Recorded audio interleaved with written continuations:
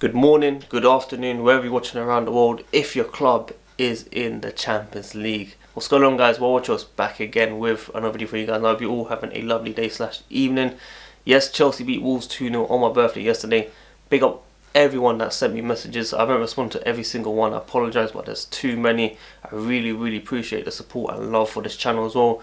And yeah, you know how it goes. You know, I talk about all the Chelsea content in the last 24 hours, the gossip, the previews, reviews. So make sure, if you want to help out this channel, like the video, subscribe if you're new here, hit the notification, tune in daily, and comment down below your thoughts and opinions on each topic I speak about. Before getting to the actual topics, if you've not watched yesterday's video with Eunice Talks Football, yes, Eunice, OG of Chelsea Community, is back on YouTube, his new channel. We spoke about half an hour on the entire season of Chelsea, the future look, the transfers, and everything. So go check it out if you haven't already, before or after this video. So the first one we're speaking about is Willian. Willian is going to leave Chelsea. He's going to go to Arsenal to stay with David Luiz. He's going to go to Tottenham for Jose. He's going to go to United. He's going to go to Liverpool. Sky Sports have come out this morning saying that we are favourites to retain Willian next season. We've come with a breakthrough for his contract, and you know, we're favourites, and we just cannot beat this guy. We cannot get rid of him. And I don't mean in a bad way to get rid of him. I'm looking at the future of Chelsea. I'm looking at Hakim Ziyech. I'm looking at Timo Werner. I'm looking at Kai Havertz coming very soon as well. All these players, the new look, you know, young, top players alongside with the youth, taking Chelsea back to the top. That's what I see. Willian, fantastic this season, but doesn't mean you have to stay for another 3 years. No way. We didn't give legends like John Terry, Frank Lampard, Drogba these type of contracts. And at best, I would keep him as a squad player. If we're not going to sign someone like Ben Rahma, then maybe Willian is needed at this club because Pedro's going, and we need, you know, more wingers because of injuries. We don't know what's going to happen. Premier League might take away 5 subs again, and it's going to get a lot difficult with 4 competitions at least. So I'm thinking realistically, yes, I don't want Willian at the club, but as a squad player, he might have to be accepted if we do not sign any other player. So yeah, we just cannot beat this guy. And normally I'd be like, Sky Sports, we don't care. Yeah, we don't care. You know, like me. But it looks like he could be staying. Hopefully, we get more confirmation. Sky Sports was saying it should be done by end of this week. In fact, this is why I'm breaking it to you right now, because no one else has said it, but Sky Sports are saying it. And a couple of years ago, they were so reliable. I don't know about now, so we shall see what happens. If they're wrong, they deserve to get called out for it, 100%. Now, Kai Havertz, I'm going to be giving you updates on Telegraph. I'm going to be giving you updates on Fabrizio Romano and Christian Falk. 3 very reliable sources around Chelsea. Now, Telegraph have come out and said Chelsea are expected to sign Kai Havertz, of course. United were interested in the player in January, but their chief executive said that he was too expensive. Now, Fabrizio Romano has come out and said official talks have started between Chelsea and Bayer Leverkusen for Havertz. Chelsea want to complete the deal soon, but would have to pay 80 million euros fee along with some add-ons. Talks on to find an agreement. Personal terms were agreed weeks ago. Kai Havertz is waiting to join Chelsea. Now, Christian Falk come out yesterday, straight after the Chelsea game when we made Champions League. After qualifying for the Champions League, it can now go quickly with a deal of Kai Havertz and Chelsea. Leverkusen does not need a player to play in the Europa League.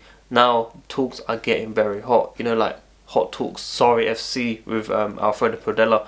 Those kind of days, those kind of vibes are coming back, of course.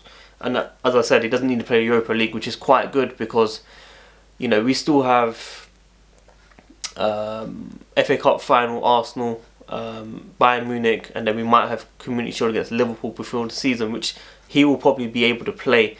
So we need to make sure that he's, you know, fit. He doesn't get injured in Europa League, and you know, doesn't mess up his development at Chelsea. So it's very important that he's at Chelsea and he's not wasting time.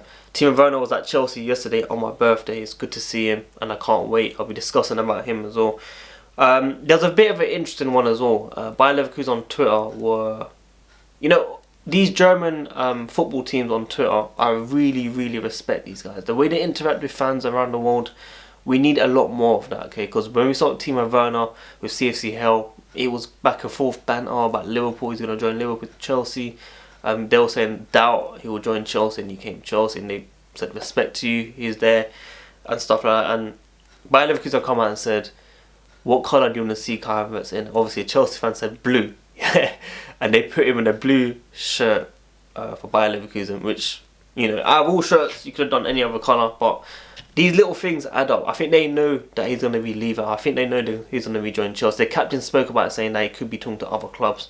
I think he's just chatting crap anyway, but they know that he's going, he's leaving. He's not going to be at Bayer Leverkusen next season. He's got 2 years left, running the contract down. His value should be going down.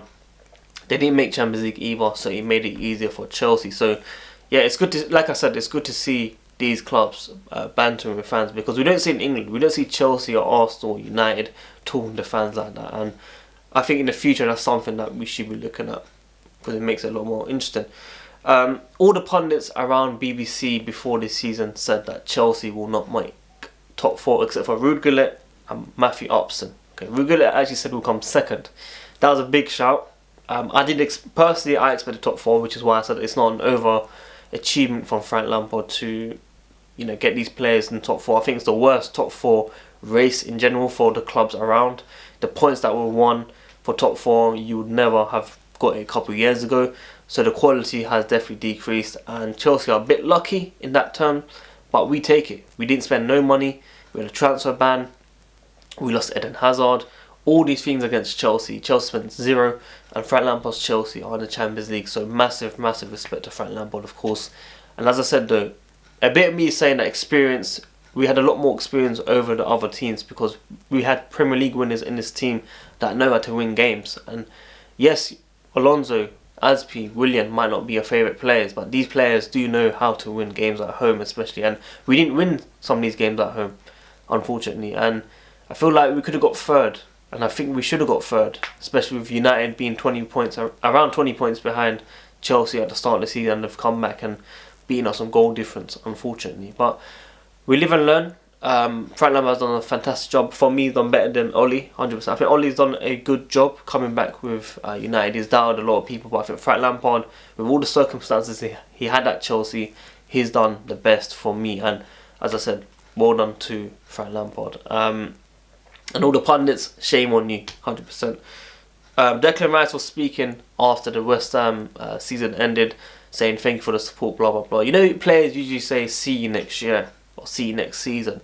Yeah, he was trying so hard to avoid it, and for me, he's pushing for that Chelsea move. He wants to link up with his best friend Mason Mount, and I think it's going to happen 100%. I think Kai Havertz, Declan Rice, like a Ben Chilwell, Tagliafico coming in, 3 players that will be coming in alongside with Hakim Ziyech, Timo Werner, who already been signed already by Chelsea. I see these players coming in. We're hearing Wilfried Zaha could be available for £40 million, according to Roy Hodgson, BBC Everyone reporting on his words or interview, or it's come out somewhere last night that he's given up. He wants to move. He's accepted his decision. He's stayed with Palace for quite a few years now, and he wants that future. Now, I don't think Chelsea will spend 40 million. If you're not going to spend 20 million on Ben Rafmar, by the way, has kind of fallen off in recent form. They won 8 in a row, and then they started losing and drawing. I think they lost yesterday 1-0 as well, which, you know, hopefully they bounce back and come back in the second leg to get into the final to play for the Premier League spot, of course. But we shall see what happens. 100%. Ben Rafmar, Zaha, Declan Rice. I'll be keeping you guys up to date with every single move.